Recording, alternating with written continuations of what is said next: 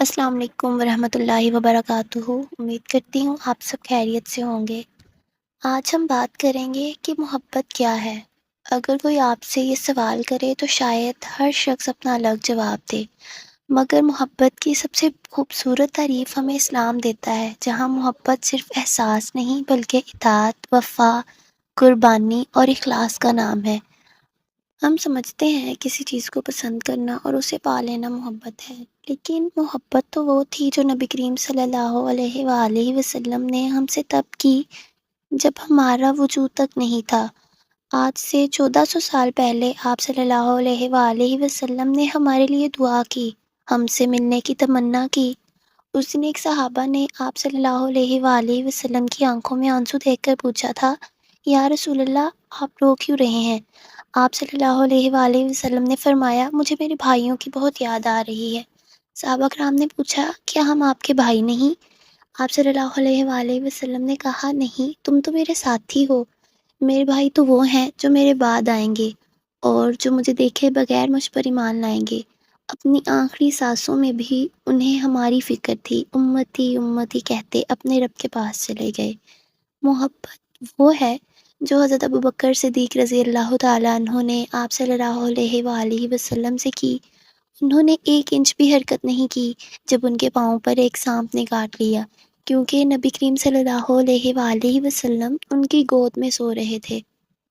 محبت وہ تھی جو حضرت بلال رضی اللہ تعالیٰ عنہ نبی کریم صلی اللہ علیہ وآلہ وسلم کے وصال کے بعد روشن شہر مدینہ چھوڑ گئے، کیونکہ اس شہر کی ہر چیز انہیں ان کے محبوب کی یاد دلاتی تھی۔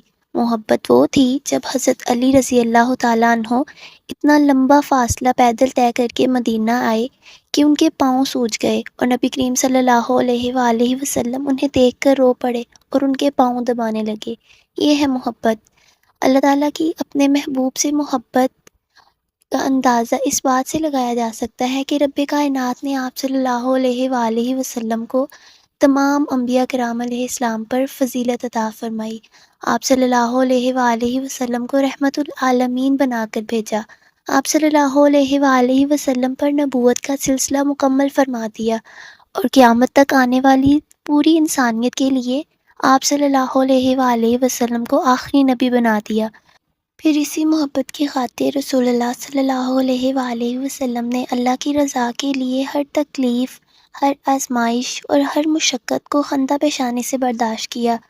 طائف کی پتھریلی گلیاں ہوں، شعیب ابی طالب کی سختیاں ہوں یا راتوں کی طویل عبادتیں، آپ صلی اللہ علیہ وآلہ وسلم نے ہر لمحہ صرف اپنے رب کی رضا کو مقدم رکھا۔